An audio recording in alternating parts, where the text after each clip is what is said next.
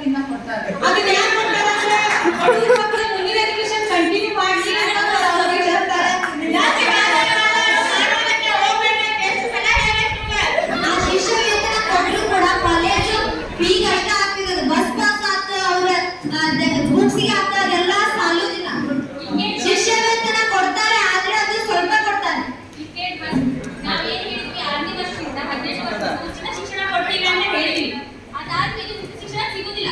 ಅದಕ್ಕಾಗಿ ಮುಂದಿನ ವಿದ್ಯಾಭ್ಯಾಸಕ್ಕೋಸ್ಕರ ಆ ಹಣವನ್ನು ಕೊಟ್ಟರೆ ನೀವು ಮುಂದಿನ ವಿದ್ಯಾಭ್ಯಾಸ ಮಾಡ್ಕೋಬಹುದು ಅಂತ ಅಂತಿಮ ಕೊಟ್ಟಿರೋ ಹೊರತು ನೀವು ಸಣ್ಣ ವ್ಯಕ್ತಿಗೆ ಅದೇ ರೊಕ್ಕ ತಗೊಂಡು ಟ್ಯೂಷನ್ ಕಲಿಯೋದಕ್ಕೆ ನಾವೇ ಕೊಡೋದಿಲ್ಲ. ನೀವು ಮುಂದಿನ ಒಂದು ಎಜುಕೇಶನ್ಗೆ ಅದು ಒಳ್ಳೇದಾಗಲಿ ಅಂತ ಕೊಡ್ತೀವಿ ಅಷ್ಟೇ.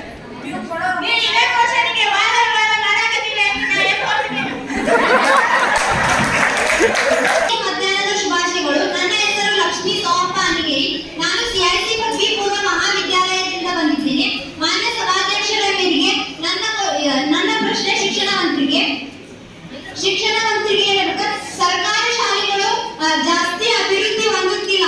ಉದಾಹರಣೆಗೆ ನಾನೇ 8th ಆಯ್ತು 9th ಆಯ್ತು 10th ಆಯ್ತು ಕುಂದಗೋಳ ಸರ್ಕಾರಿ ಪ್ರೌಢಶಾಲೆ ಆರಂಭಿಸಿದರೆ ಬಿಲ್ಡಿಂಗ್ ಸರಿ ಇಲ್ಲ.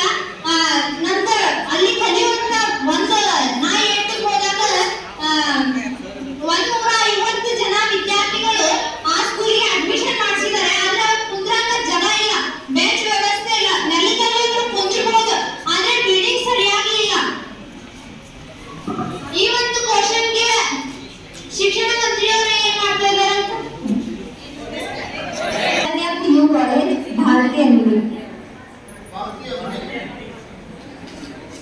ವಿದ್ಯಾರ್ಥಿಯ PU ಕಾಲೇಜ್.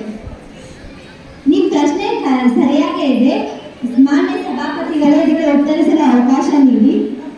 ನೋಡಿ, ಕಟ್ಟಡಗಳು ನಿಜ, ಕಟ್ಟಡಗಳು ಹೆಚ್ಚಿನ ಮಟ್ಟದಲ್ಲಿ ಬಿಡ್ತಾ ಇದೆ, ಕಟ್ಟಡಗಳು ಹಾಳಾಗ್ತಾ ಇದೆ. ಆದ್ರೆ ನಮ್ಮ ಊರಲ್ಲಿ ಮತ್ತು ಪಕ್ಕದ ಊರಲ್ಲಿ ಹೇಳುವುದಾದ್ರೆ ಪ್ರಹ್ಲಾದ್ ಜೋಶಿ ಅವರು ನಿರ್ಮಾಣಿಸಿದಂತೆ ನಮ್ಮ ಕನ್ನಡ ಶಾಲೆಗಳು ಅಭಿವೃದ್ಧಿ ಹೊಂದ್ತಾ ಇದೆ ಮತ್ತು ಎಲ್ಲೆಡೆ ಕೂಡ ಪ್ರಚಾರ ಮಾಡ್ತಾ ಇದ್ದಾರೆ.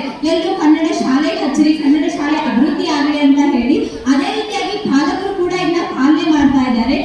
ಸರ್ಕಾರಿ ಶಾಲೆಗಳಲ್ಲಿ ಉಚಿತವಾಗಿ ಸೈಕಲ್ ವಿತರಣೆ, ಉಚಿತವಾಗಿ ಯೂನಿಫಾರ್ಮ್ಗಳ ವಿತರಣೆ ಮತ್ತು ಮಕ್ಕಳಿಗೆ ಹಾಲು ಕೂಡ ಕೊಡ್ತಾ ಇದ್ದಾರೆ ಮತ್ತು ಕ್ಷೀರಭಾಗ ಯೋಜನೆ ಕೂಡ ಕೊಡ್ತಾ ಇದ್ದಾರೆ.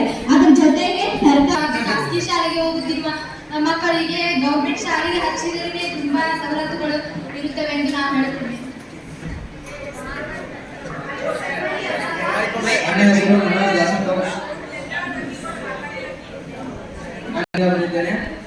ಸಭಾಧ್ಯಕ್ಷರು ನನ್ನ ಒಂದು ಪ್ರಶ್ನೆಗಳಿಗೆ ಅನುಮತಿಸಬೇಕು.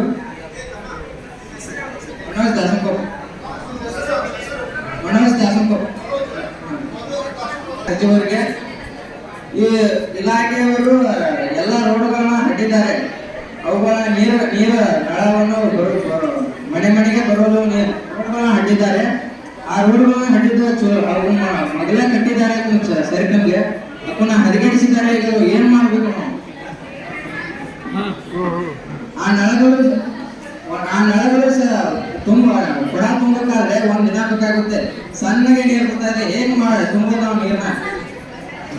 ಮಾನನೀಯ ಸಭಾಧ್ಯಕ್ಷರೇ, ನಾವು ಅವ್ರ ಪ್ರಶ್ನೆಗೆ ಉತ್ತರಿಸಲು ನೀವು ಹೇಳಿದಾಗೆ ಎಲ್ಲ ಕಡೆ ಡ್ರೈನೇಜ್ ಆಗಲಿ ಇಲ್ಲಾಂದ್ರೆ ನೀರಿನ ಸೌಲಭ್ಯವನ್ನು ನಾವು ಅಭಿವೃದ್ಧಿ ಮಾಡಿಕೊಡ್ತಿದ್ದೀವಿ ನಿಮಗೆ.